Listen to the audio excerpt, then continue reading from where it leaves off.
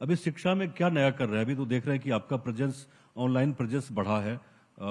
Covid के दौर से अभी देखें तो मतलब थोड़ा स्ट्रक्चर्ड हुआ है। अभी नया क्या इसमें शिक्षा में करना है? शिक्षा सेक्टर में बस यही है कि देखिए, एजुकेशन में बहुत कुछ नहीं चाहिए होता है। एजुकेशन कभी भी फीचर के दम पे नहीं चल सकता है। एजुकेशन चलता है टीचर के दम पर। तो ये सारा काम करना जरूरत है।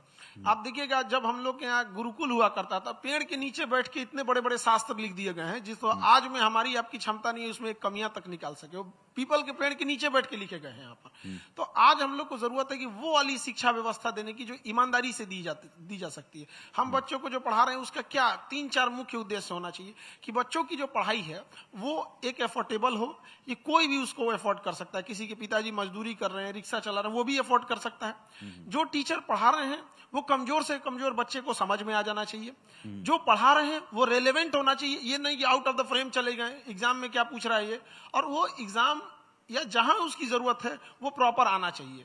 इससे क्या होता है, अगर ये चारों चीजें मैच हो जाती है तो बच्चों का मोटिवेशन बना रहता है। अब हम उसे क्लास में पूरा पढ़ाएं और एग्जाम में गया, एग्जाम में नहीं आया, एग्जाम में जब नहीं आता है तो वो डीमोटिवेट हो जाता है।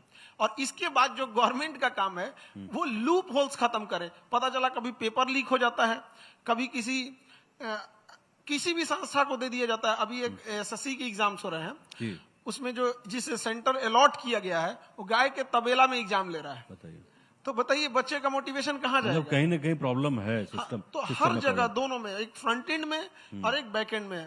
तो जो एजेंसीज हैं उसे भी थोड़ा सुधारने की जरूरत है। बिल्कुल। पिछले दिनों हम लोगों ने देखा कि लीक की कितनी चर्चा होती रही और छात्र बिल्कुल सड़कों पे रहे। खैर, शिक्षा पे थोड़ी सी बात हुई है। थोड़ा एक नया इन्होंने एक तजुर्बा किया है बिहार में और काफी अच्छी ये पहल कर रहे हैं। आप लोगों को जान के बहुत खुशी होगी कि बिहार जितना बड़ा राज्य है और जगह जगह पे जो मेडिकल फैसिलिटीज है वो पहुंच नहीं पा रही है, तो सेहत के क्षेत्र में बहुत कुछ कर रहे हैं। इसके लिए भी इनको धन्यवाद देना चाहिए खान सर को। और रीच आउट कर रहे हैं कॉमन पीपल तक जो अफोर्ड नहीं कर रहे हैं, जैसे इन्होंने शिक्षा में की थी। तो हम ये जानना चाहेंगे कि नई पहल क्या है, इसके बारे में थोड़ा डिटेल में बताइए आप खान सर। देखिए, मेडिकल इंडस्ट्री जो है वो, उसको आप देखिएगा तो हमारे इंडिया का जो मरीज होता है वो जब डॉक्टर के पास पहुंचता है ऑलरेडी अपनी चीजें कंट्रोल से बाहर खो चुका रहता है, एक लेवल से ज्यादा अपने आप को खराब कर चुका है यहाँ पे। तो अब जैसे एक सिंपल सी बात बता, किसी को कैंसर है तो शुरुआत में उसको पथरी समझ के इलाज करा चुका होता है 3-4 जगह पे, जब तक वो स्टेज 1 से स्टेज 2 जा चुका है। तो हम लोग का यही प्रयास है कि जो गरीब से गरीब इंसान है वहां तक कैसे पहुंचे।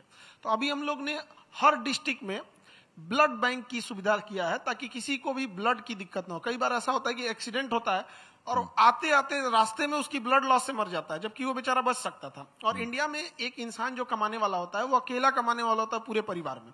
हमारे यहाँ अगर कोई परिवार का कमाने वाला इंसान अगर डेथ कर गया तो 13 ही जब तक नहीं हुआ है ना तब तक सब रिश्तेदार करेगा, अरे हम हैं ना, कुछ होने नहीं देंगे, हम तुम्हारे ये हैं। 13 ही बाद पहचानने से भूल जाता है, फिर सोचेगा इसका कैसे जमीन हड़प लिया जाए। तो जरूरी है उसे बचाना। तो हर जगह पे अगर ब्लड बैंक रहेगा, इनकेस एम्बुलेंस लेके कोई आ रही है, उसे लग गया यहाँ प्रॉब्लम है, तो वो रास्ते में हमारा हर जगह उसे ब्लड बैंक मिलेगा, वहां से उसे 1 यूनिट ब्लड दे देगा सो दैट कि वो आ सके। वैसे ही डायग्नोसिस सेंटर है। अब जैसे कोई मजदूर है, वो ईटा उठा रहा है, इतना भारी, उस पर कितना लोड पड़ रहा है, तो उसके हार्ट में क्या प्रॉब्लम है, क्या दिक्कत आ रहा है, कहीं ब्लॉकेज है, क्या है, अगर वो ईसीजी करा के देखना चाहता है, सिंपल सी ईसीजी, तो उसको हम लोग ने 25 रुपए में ईसीजी करने को बोल दिया। तो 25 रुपए में ईसीजी करा लेगा। उसको अगर शुरुआत में ही कोई प्रॉब्लम है वहीं सही हो जाएगा। कोलेस्ट्रॉल जांच करना होता है ब्लड के लिए, यहाँ पर कितने का कोलेस्ट्रॉल जांच, 5 रुपया लेके आदमी कोलेस्ट्रॉल जांच कर सकता है। हमारे यहाँ तो इतना ही कर देंगे उसको। मशीन ये जो मशीन मंगवा रहे हैं, पोर्टेबल मशीन है, गाँव तक पहुंचना आसान है? नहीं, सारी मशीनें हमारी या तो यूएस की मशीन है, या तो जर्मनी की है, या तो वो जापान की है। एक मशीन कल हम लोग के यहाँ आई है बेल्जियम से। अब वो मशीनरी जितनी ज्यादा है जिसका कोई हद नहीं, लेकिन मशीनरी से एक पेशेंट को क्या मतलब होता है, उसको बस टू द पॉइंट चाहिए, उसके पीछे चीजों से मतलब नहीं होता। जैसे एक माँ बच्चे का ख्याल कैसे रखती है, उस बच्चे को पता ही नहीं चलता है कि माँ उसके लिए कितनी तपस्या की है, कैसे वो स्कूल से आएगा बैग फेंकेगा, उसको चाहिए कि मम्मी हमको खाना चाहिए, लेकिन माँ उसके लिए कितना पहले से मेहनत कर रही होती है। तो ये एक, जब तक एक इंसान की, मानव की सबसे बड़ी चीज क्या होती है, एक मानव दूसरे की तकलीफ से अगर अपनी तकलीफ समझे, उसके अंदर करुणा हो, तभी तो मानव है। अदरवाइज में तो जानवर मानव में फर्क क्या रहेगा। इसमें जो डायग्नोज करेंगे कौन कौन से ऐसे रोग हैं, मुझे लगता है कि जो लोग भी न्यूज 18 देख रहे होंगे वो जानना चाहेंगे कि इसमें दो चार कौन सी ऐसी बीमारियां जिसको अर्ली स्टेज पे हम डायग्नोज कर सकते हैं। थोड़ा बता दीजिए हमारे दर्शकों को, सो दैट उनको थोड़ा फायदा हो। देखिए, हमारा उद्देश्य मेडिकल सेक्टर में बस इतना है कि आज इंडिया का पेशेंट कोई भी चीज को, जैसे उसे टाइफाइड ही है ना, तो तब तक जब तक वो पूरी अपने आप को टाइफाइड बॉडी के अंदर मजबूत नहीं कर लिया तब तक वो डॉक्टर के पास नहीं जा रहा है। यही चीज कैंसर के साथ हो रहा है। तो मेरा बस ये है कि डायग्नोस उसको अर्ली स्टेज में हो जाए ताकि वो वहां तक पहुंच ही नहीं पाए। एक इंसान किडनी फेल कर लेता है, फिर वो डायलिसिस पे आएगा, उससे पहले उसने क्यों नहीं यूरिक एसिड जांच कराया, क्रेटिनिन क्यों नहीं जांच किया। अब एक क्रेटिनिन है, क्रेटिनिन से पता चल जाता है, यूरिक एसिड से पता चल जाता है, पोटेशियम से पता चल जाता है, भैया आपकी किडनी गड़बड़ हो रही है। वो कितना में 18 रुपए में क्रेटिनिन जांच कर सकता है। अब अगर किसी को प्रॉब्लम है वो आके हमारे यहाँ जांच करा सकता है 18 रुपए में, तो उसको प्रॉब्लम नहीं होगी, अर्ली स्टेज में पता चल जाएगा। तो हम लोग का पहला एक स्टेज है कि शुरुआत में उस चीज को रोका जाए। जैसे महिलाओं में आप देखिए ब्रेस्ट कैंसर, तो ऐसा नहीं है कि ये आज से है, पहले से, बट प्रॉब्लम कहाँ आ रही है कि उसका प्रोटोकॉल लोगों को नहीं पता है। अगर किसी महिला को ब्रेस्ट कैंसर है तो स्टेज 1 में ना उसको तो दिखता नहीं है, तब तक वो कहीं लोकल दिखाएगी और भी जांच उतना नहीं करा पाएगी यहाँ पे। अब जब वो बढ़ने लगेगा तब जाएगी उसकी बायोप्सी जांच कराने। अब यहाँ क्या प्रॉब्लम क्या होता है कि अगर उसका बायोप्सी जांच हुआ तो डॉक्टर या पैथोलॉजी उसे बता देगा कि हाँ आपको कैंसर है। अब उतना बता के छोड़ दिया। अब वो जाएगी किस हॉस्पिटल में दिखाना है, इसको प्लानिंग करने में 1 महीना उसको लग जाएगा, 15-20 दिन, बड़ा महंगा है यहाँ पे।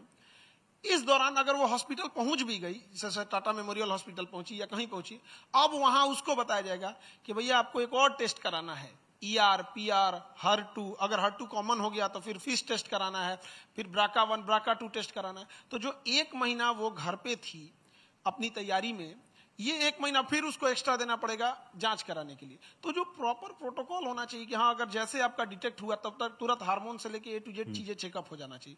तो महिलाओं के लिए ब्रेस्ट कैंसर के लिए नॉर्मल सी बड़ा अच्छी मशीन आती है, मेमोग्राफ मशीन। तो वो अगर हम लोग उसको इजिली अवेलेबल करा देते हैं हर डिस्ट्रिक्ट लेवल पे, तो हम लोग उसे अर्ली स्टेज में रोक सकते हैं। तो यही हम लोग का उद्देश्य है। अभी हम लोग ने लगभग 200 डायलिसिस मशीन ऑर्डर कर रहे हैं, जिससे कि कोई जिसका किडनी फेल है वो आराम से अपना इलाज करा सकता है। और अच्छे कॉस्ट क्या रहता है? एकदम हमारा जितना लगेगा बस उतना ही, एकदम मिनिमम। हमारे यहाँ पढ़ने का कॉस्ट कितना लगता है, कोई गरीब इंसान भी नहीं कह सकता है कि हम खान सर के आ गए पैसे की वजह से लौट जाएंगे। वैसे हॉस्पिटल का भी वही रहेगा। तो जो भी अभी हमारा एक स्टूडेंट था, वो बांका का रहने वाला, तो वो हमसे आके बोला कि सर मेरे भैया को कहीं पे इलाज करा रहे थे, दवा की वजह से कुछ गड़बड़ हुआ, किडनी फेल हो गया।